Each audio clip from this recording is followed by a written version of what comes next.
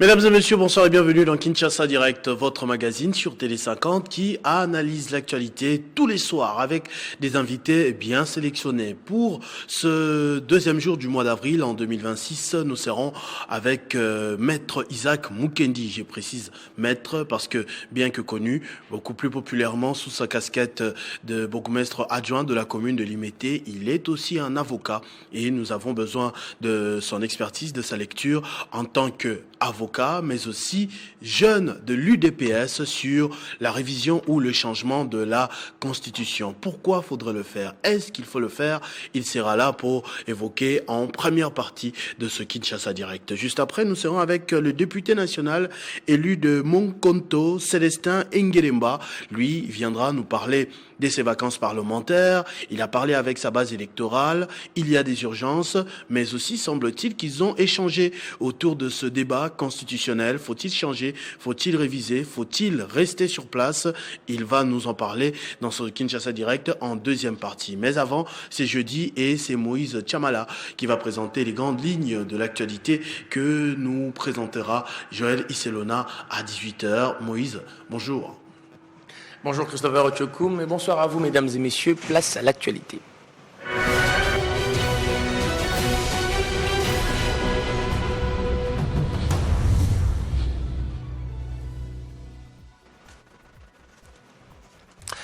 À Doha, Félix Tshisekedi a rencontré l'émir Tamim bin Ahmed Al Thani au palais de Lusail.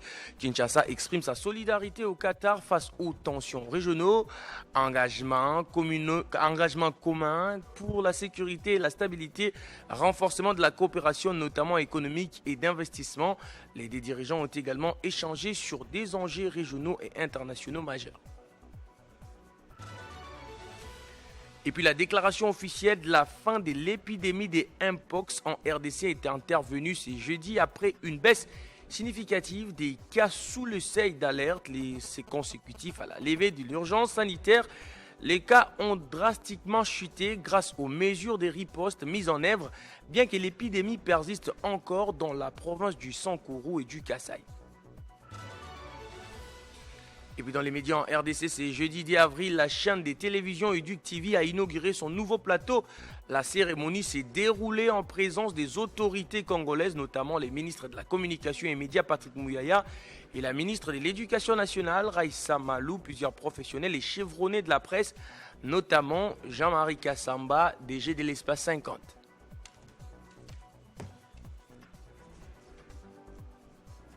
Tous ces titres vous seront développés à la grande édition des 19h par Joël Iselona, mais entre-temps, Kinshasa Direct se poursuit de l'autre côté avec Christopher Ochokoum.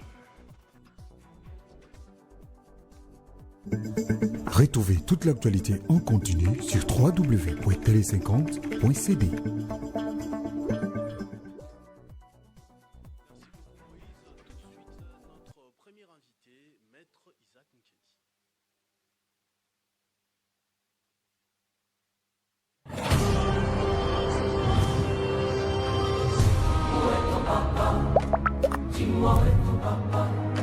Sans même devoir lui parler, c'est ce qui ne va pas.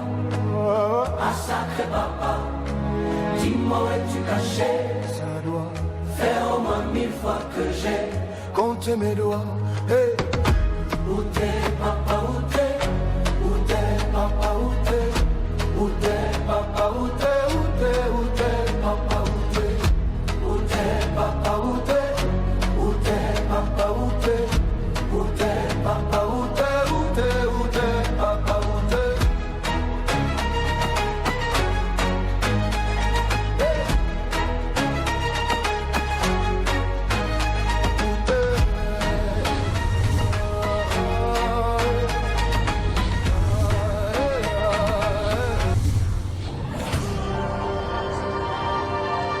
Télé 50, simplement congolais.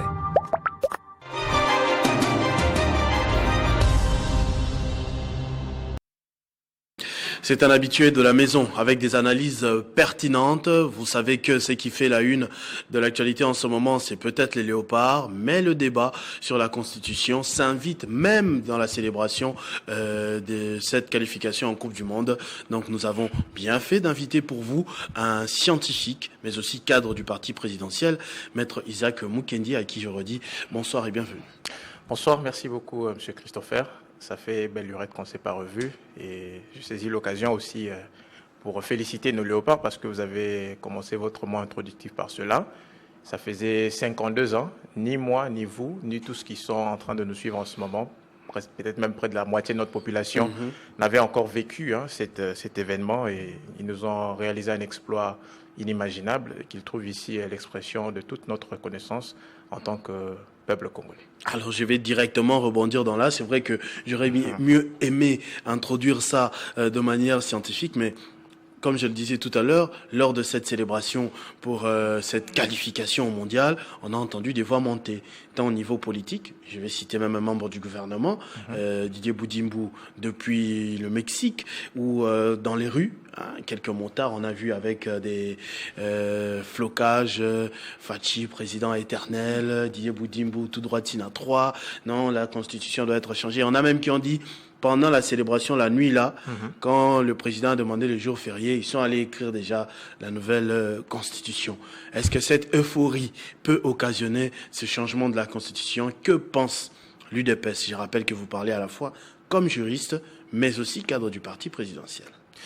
Alors, je pense que toutes ces personnes que vous avez citées font partie d'un échantillon de notre population. Chacun est libre d'exprimer ses opinions comme il le pense. Moi, j'ai saisi l'occasion de votre invitation, je m'exprime. D'autres l'ont exprimé autrement.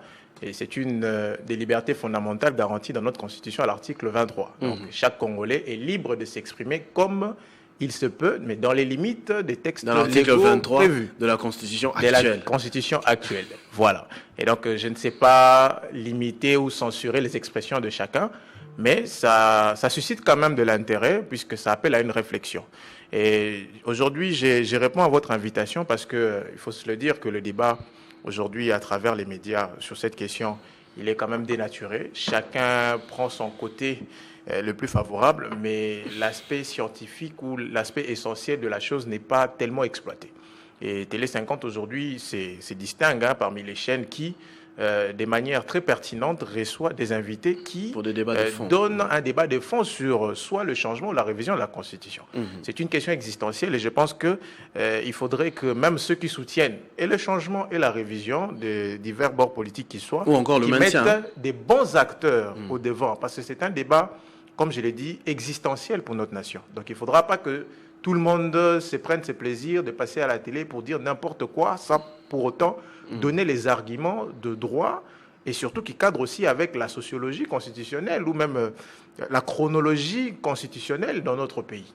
Comme vous le savez, cette constitution, elle est l'œuvre d'une constitution de 2005, mais sous un certain contexte. Donc il faut les situer dans un contexte pour maintenant savoir qu'après autant d'années, est-ce qu'il est pertinent soit de réviser ou de changer carrément. Et ces débats, ce sont les scientifiques qui doivent le porter et non les personnes lambda qui emploient les médias des grandes envergures pour ne pas entrer dans les fonds de la question. Crevons l'abcès, quel est votre avis là-dessus? Vous évoquez déjà un contexte particulier, c'est-à-dire 2005, nous sortons de la guerre, le pays divisé, morcelé par des rébellions de l'Est, d'Est en Ouest, Nord et Sud. Ils se mettent d'accord, on arrive aux élections. Pour parler de révision, il y a déjà eu révision de Constitution, oui. Et là, on est en train de parler potentiellement d'un changement. C'est un débat qui s'était tu. Vu l'urgence sécuritaire, le pays était de nouveau morcelé, assiégé par des forces étrangères et rebelles. Il y a une certaine accalmie suite à l'activisme du président de la République, diplomatie, appui des États-Unis. Et ce débat refait surface. Quelle est votre position aujourd'hui?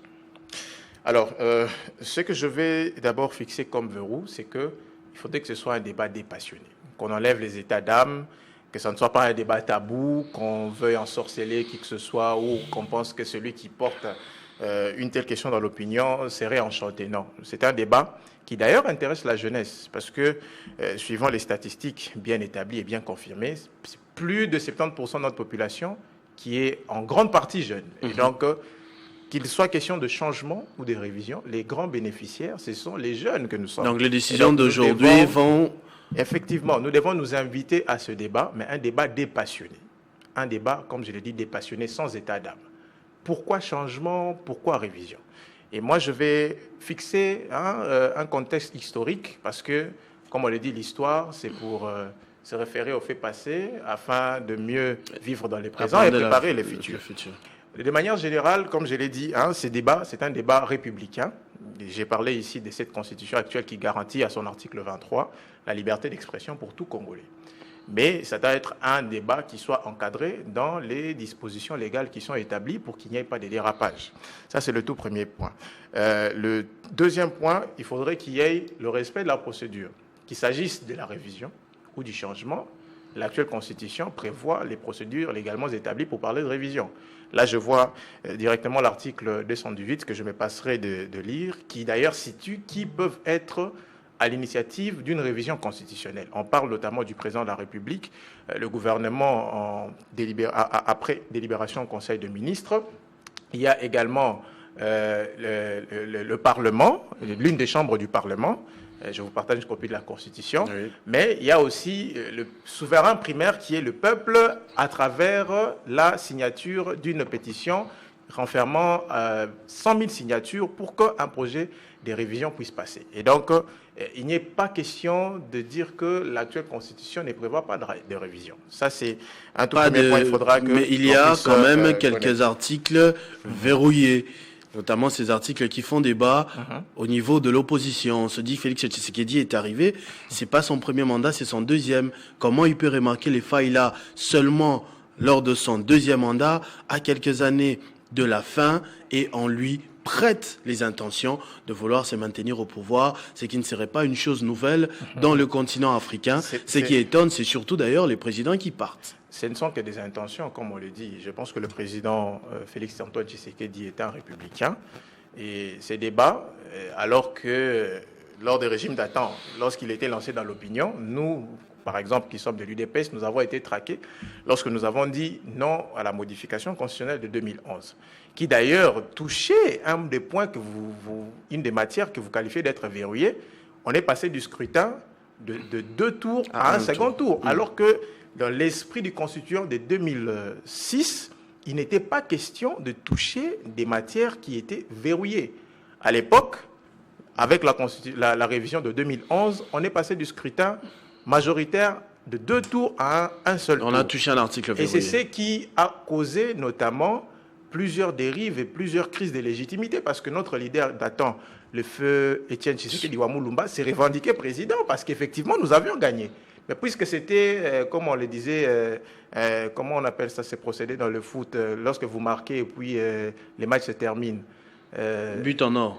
Bon, non, pas but en or, j'ai oublié le concept. C'est-à-dire mort subite. Mort subite, ouais. Le concept mort subite. C'est-à-dire on marque et c'est fini, les matchs se terminent là. Alors que si nous avions la possibilité d'aller au second tour avec le pourcentage que nous avions réalisé, il était possible pour nous d'espérer briguer cette présidentielle à laquelle d'ailleurs nous étions largement majoritaires. Et effectivement, si nous étions encore dans cet esprit du législateur de 2011 pour un scrutin à 2 tours, on n'aurait pas eu aussi ces semblants, moi je l'appelle de crise de légitimité, que nous avons aussi eu en 2018, où quelqu'un s'est revendiqué président élu pendant presque tout un mandat.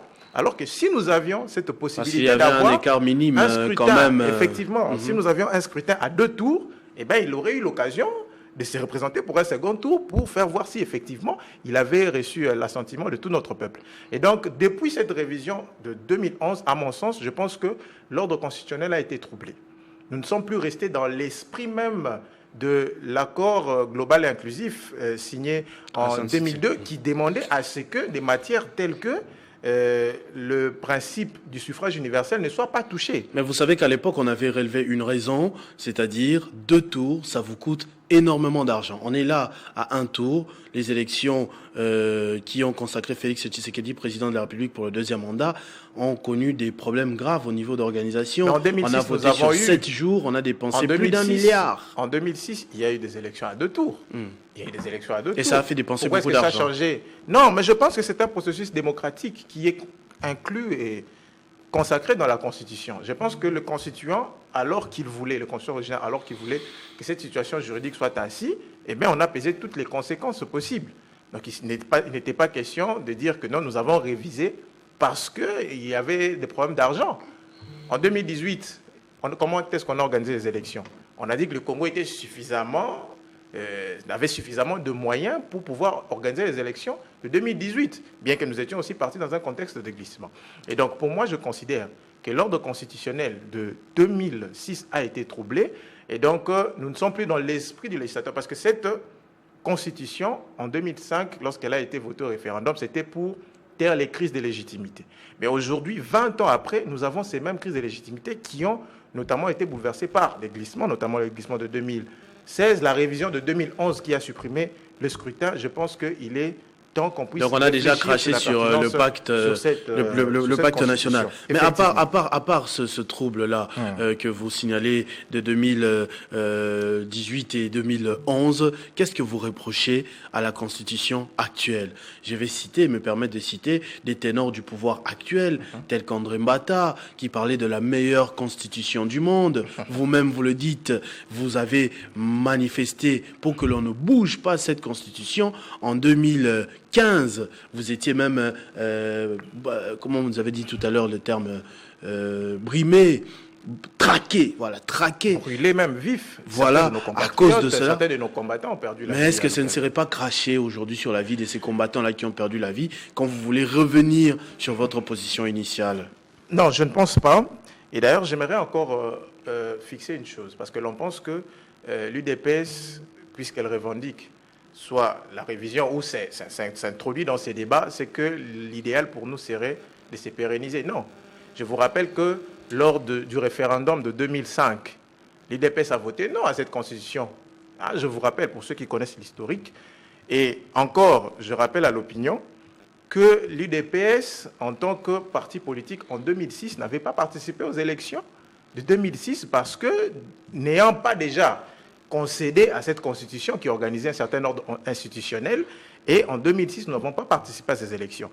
Et donc aujourd'hui, vouloir prêter des intentions à l'UDPS pour le fait de s'être invité à ces débats, moi je pense que ce serait un mauvais faux fuyant. Parce que ces débats, nous l'avons commencé depuis 2005 avec notre participation au référendum en disant non, mais aussi en boycottant les élections de 2006.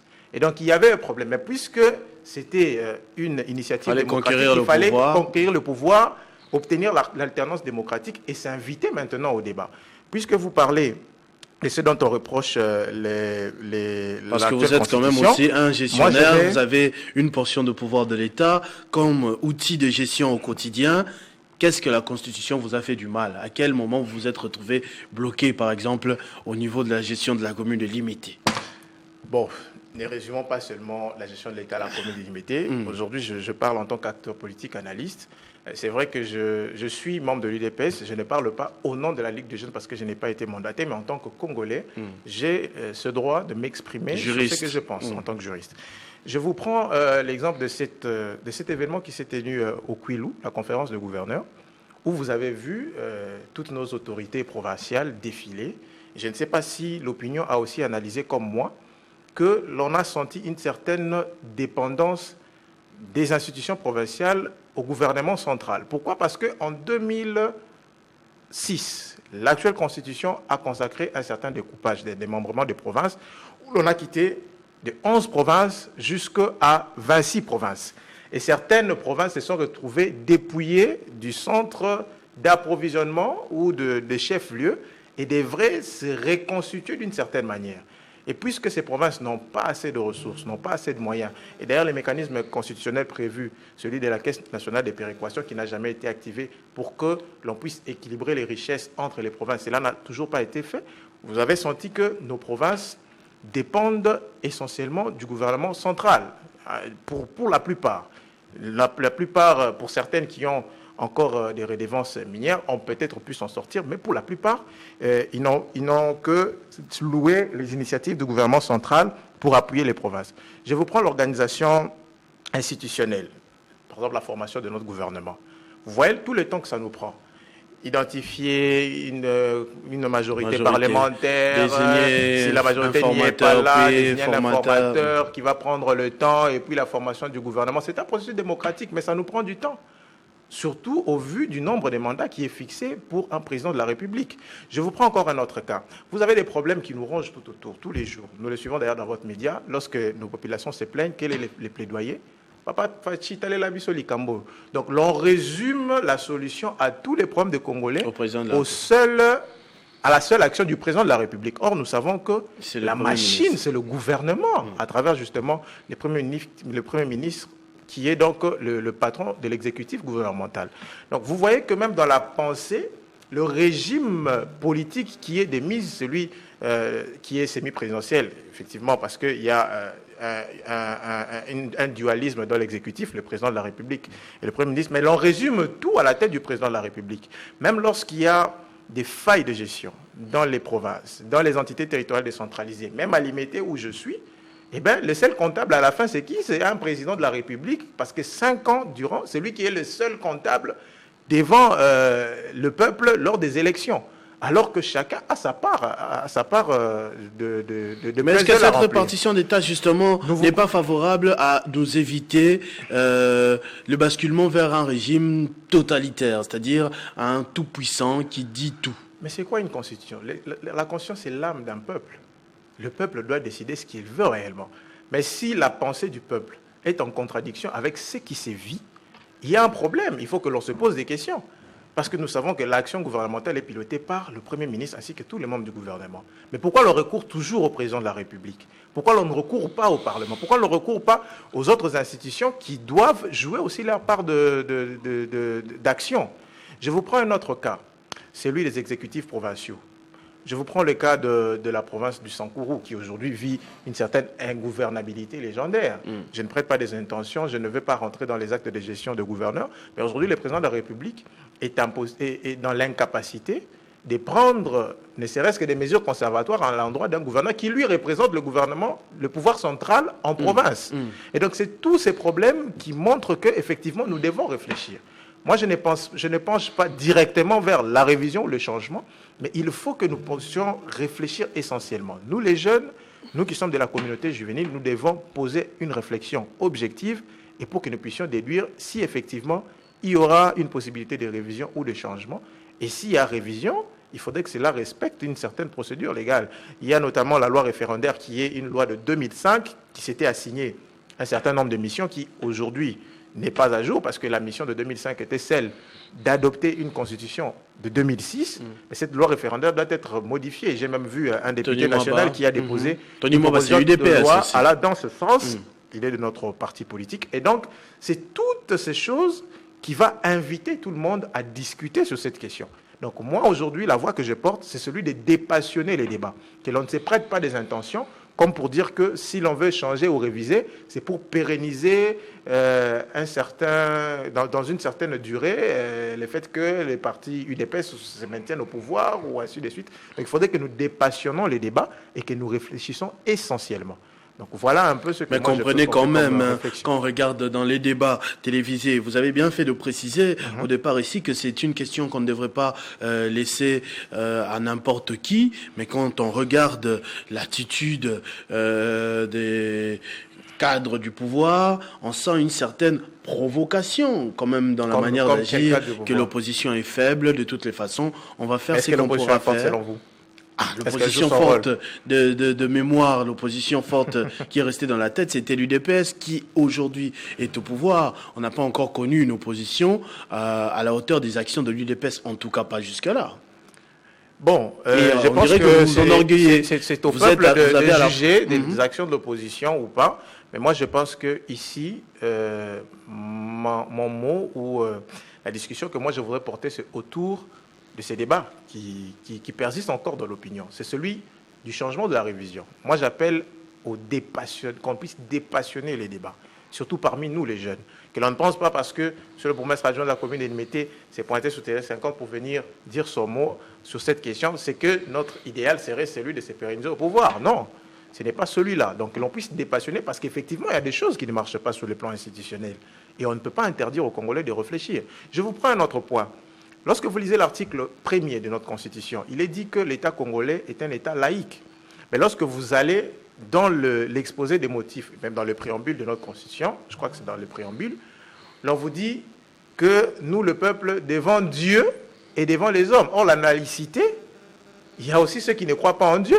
Il y a des athées. Moi, je crois en Dieu, j'y crois. Mais j'ai croisé certains qui disent, mais quand vous dites dans une constitution devant Dieu et vous appelez à une certaine laïcité, il y a un paradoxe là-dedans. Donc, il y a toutes ces questions qui appellent à une réflexion profonde et on ne devrait pas interdire aux Congolais que nous sommes, aux jeunes que nous sommes, de réfléchir sur ces débats et d'aboutir à une conclusion possible. Mais ça, on dit que c'est seulement quelques détails qui, au quotidien, n'empêchent pas l'État de fonctionner normalement. Le président de la République avait évoqué une cession de terre aux voisins au niveau de la région de Grand Lac. Ça reste une opinion. Vous avez peut-être la vôtre aussi.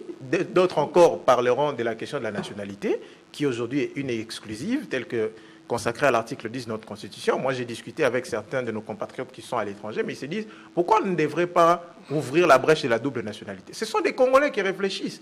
Et donc, ce sont toutes ces réflexions que nous devons mettre autour d'une table et voir l'opportunité, soit de réviser une Constitution, soit carrément de passer à un changement, mais tout en respectant la procédure qui est établie. Donc, ce n'est pas un débat qu'on devrait consacrer comme être un débat tabou, parce qu'il y a des révisions, et il y en a eu une en 2011, même si nous la décrions, parce qu'elle a eu à bouleverser l'ordre constitutionnel qui voulait est-ce que le scrutin puisse être une des matières verrouillées et qui ne pouvait pas être tangible.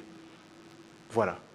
Qu'est-ce que vous proposez concrètement à partir de ce moment? Quelle attitude avoir? Au lieu de lancer des slogans, pas un mandat, mais une mission, ou des slogans Fachi dégage, c'est-à-dire se retrouver dans les deux extrémités, qu'est-ce que vous proposez au milieu, dans l'intérêt du Congo, dans l'intérêt de l'histoire et surtout des générations futures, comme vous l'avez dit, en ce moment? Moi, ce que je proposerais, comme je l'ai dit, c'est d'abord de dépassionner les débats, que l'on en fasse pas un débat tabou.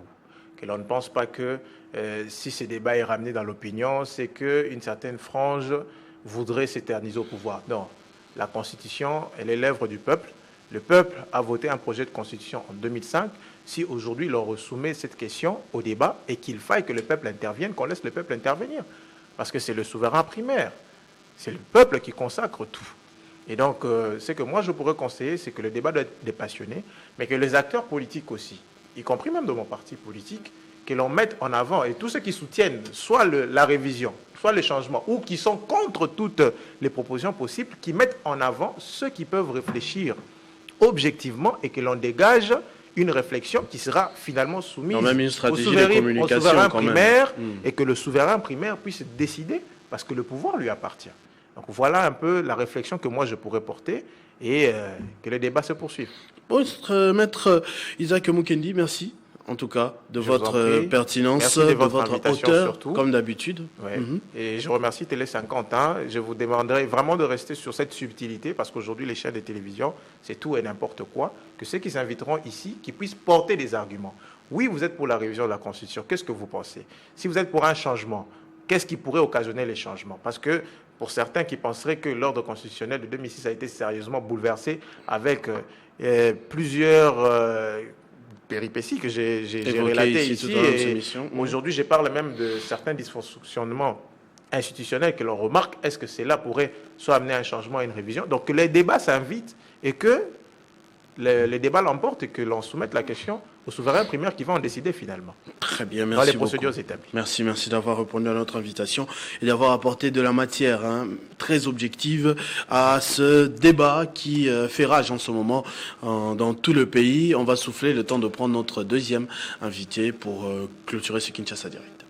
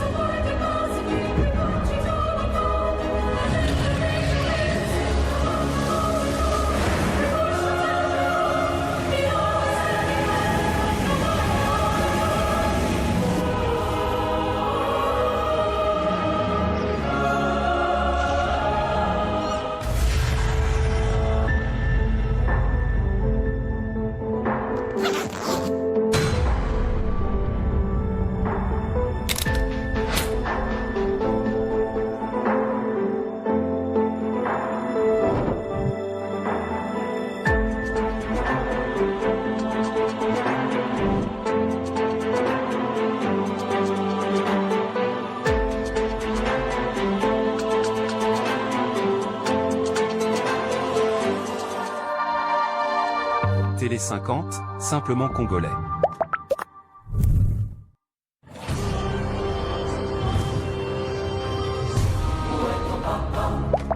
Dis-moi où est ton papa, sans même devoir lui parler, c'est ce qui ne va pas.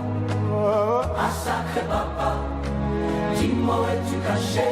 Ça doit faire au moins 1000 fois que j'ai compté mes doigts. Hey. Où t'es papa, où t'es? Où t'es papa, où t'es? Où t'es papa, où t'es? Où t'es, où t'es papa, où t'es? Où t'es papa, où t'es? Où t'es papa, où t'es? Où t'es papa, où t'es? Où t'es, où t'es papa, où t'es?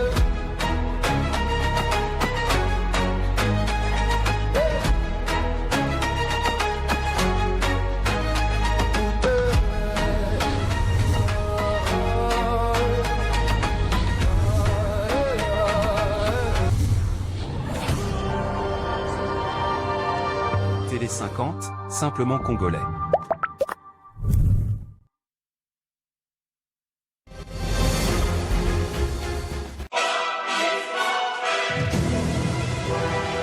Nouveau classement de l'Institut Sondage Le Point en République démocratique du Congo. Jean-Marie Kassamba, patron de l'espace 50, avec ses émissions intemporelles. Club 50, au fauteuil blanc.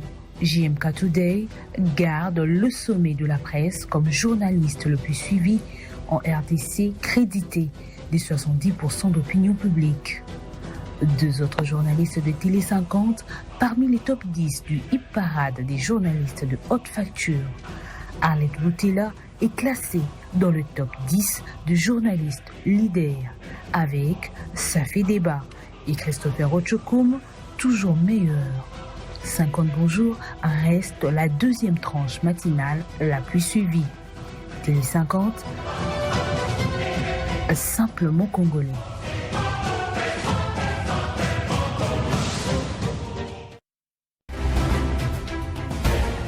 C'est Jean-Marie Kassamba. Jean-Marie Kassamba. Jean-Marie Kassamba. C'est Jean-Marie Kassamba. Par rapport à tout ce qu'il fait en termes de soutien, en termes d'apport technique auprès des journalistes. J'aimerais, au nom de la presse de Kinshasa, vous demander, si possible, que ce journaliste soit relaxé pour qu'il fasse son travail.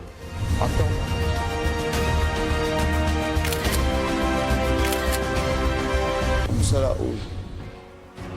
journaliste ezali moto azopesa basango ezali mopesi sango okosala analyse na yo opesi point de vue na yo en tant que journaliste motu okoloba teke nazoloba na kombo ya peuple.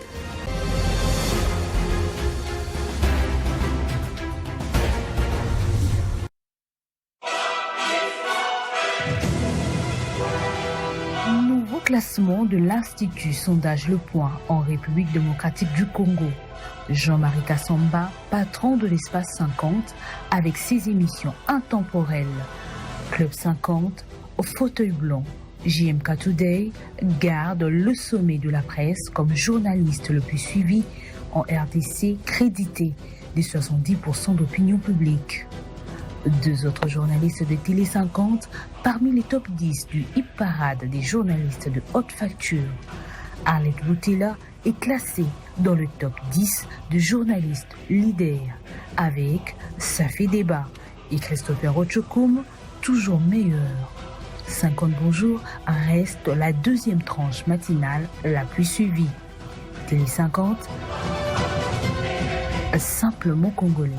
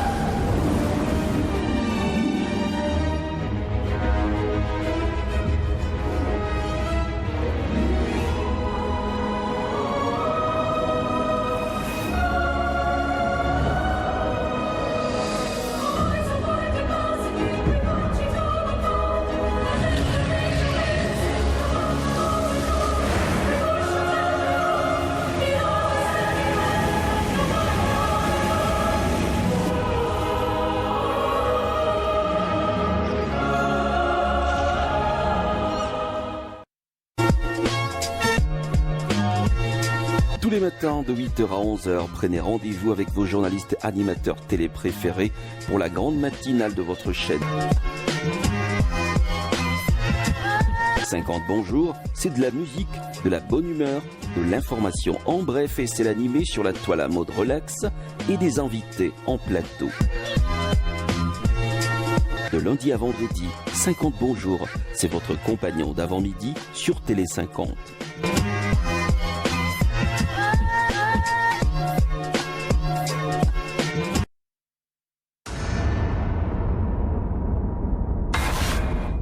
Nous voulons faire voir que le problème de sécurité n'est pas seulement le problème des militaires qui sont au front, mais c'est le problème de tout le monde.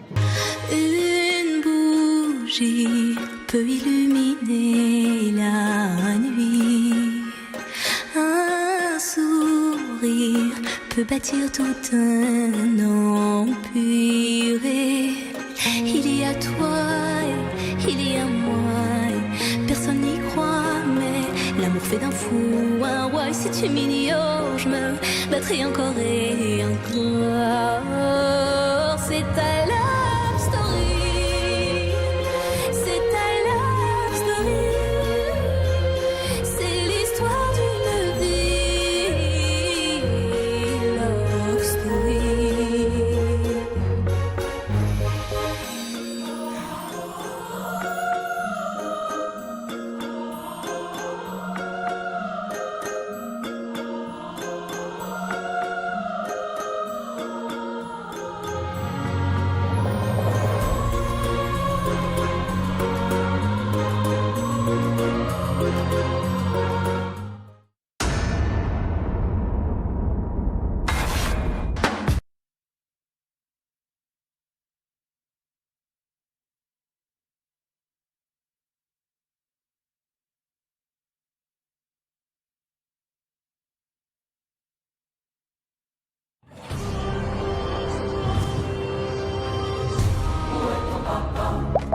Dis-moi où est ton papa, sans même devoir lui parler, c'est ce qui ne va pas.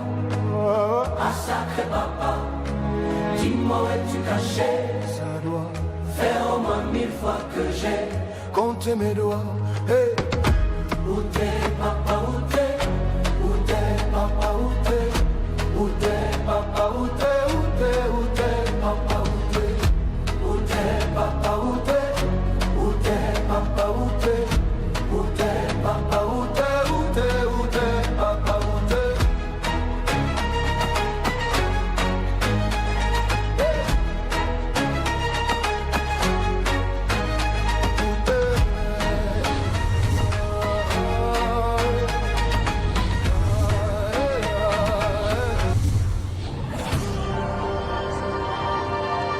Télé 50, simplement. Que le pays se transforme parce que pour la première fois, les Congolais ne sont plus dupés comme vous le faisiez autrefois. Ici, vous montrez des images, vous savez bien le faire. C'est même là que j'ai dit à quelqu'un il y a 2 jours, j'ai dit l'unique échec du président Tshisekedi, c'est parce qu'il n'a pas encore trouvé un journaliste de la trempe de Jean-Marie Kassamba pour dire ce qu'il fait. Et je crois qu'il faut y parvenir. Et ça, c'est des évidences, c'est des choses vécues, du réel que notre peuple est en train de palper.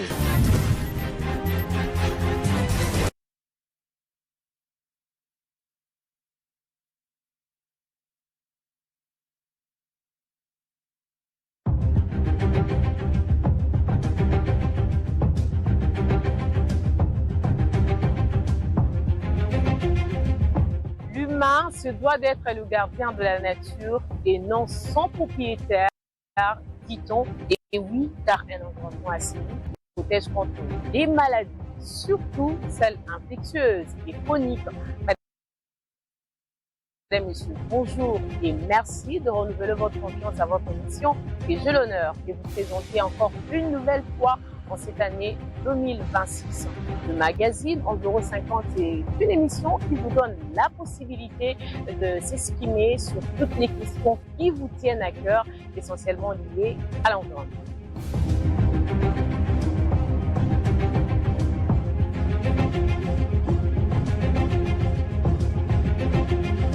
Environ 50, à suivre chaque mercredi, à partir de 21h, sur Télé 50.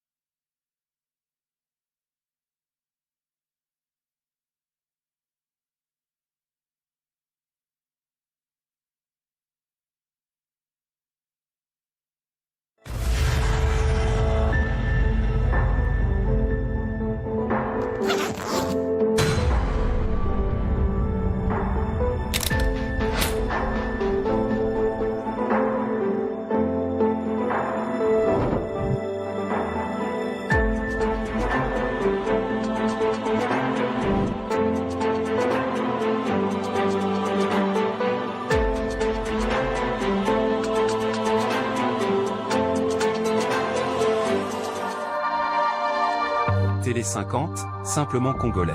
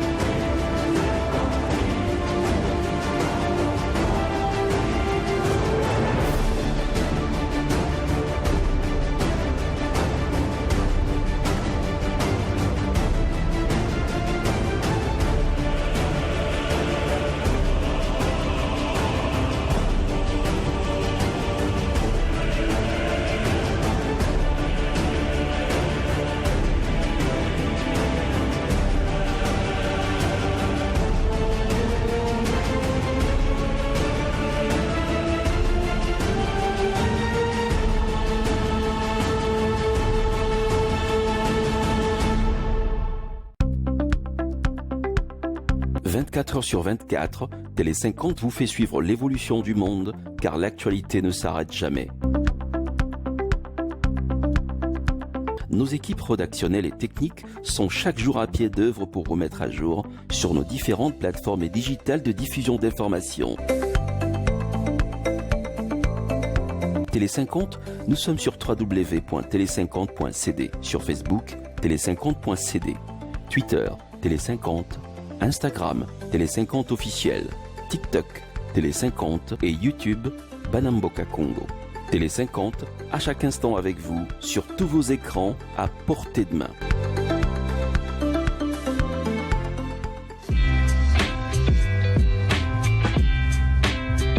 Tous les soirs, dès qu'il est 18h sur Télé 50, le crépuscule rime avec Kinshasa Direct, votre magazine d'information générale, animé à chaud. La priorité, c'est entre autres la question sécuritaire dans la partie est de la République démocratique du Congo. Il y a eu des têtes pensantes comme Mbata et autres, Laurent Batumona, qui ont pensé, qui ont réfléchi, qui ont mis en place l'Union sacrée des nations. Vous étiez là, peut-être en train de faire à la queue leu comme tous les autres.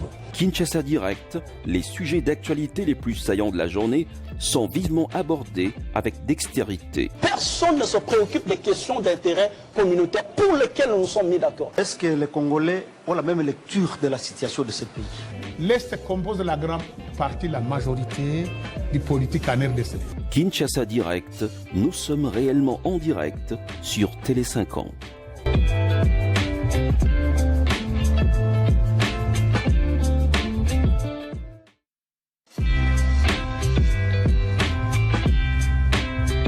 Tous les soirs, dès qu'il est 18h sur Télé 50, le crépuscule rime avec Kinshasa Direct, votre magazine d'information générale, animé à chaud. La priorité, c'est entre autres la question sécuritaire dans la partie est de la République démocratique du Congo. Il y a eu des têtes pensantes comme Mbata et autres, Laurent Batumona, qui ont pensé, qui ont réfléchi, qui ont mis en place l'Union sacrée des nations.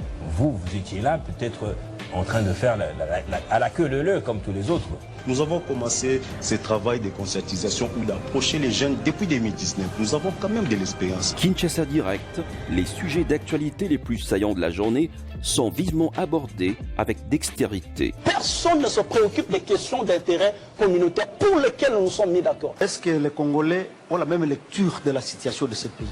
L'Est compose la grande partie, la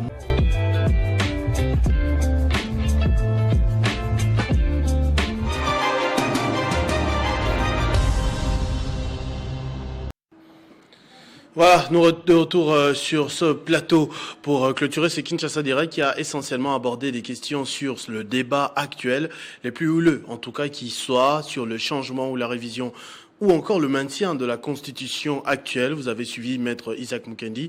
Le député national Célestin de l'Équateur n'a pas pu arriver à temps. Nous devons céder déjà le plateau pour la grande édition du journal de Joël Isselona. On se retrouve donc demain dès 7h30 dans la tranche matinale. 50 bonjours. Entre-temps, portez-vous bien. Vivez heureux, vivez 100 ans, mesdames et messieurs.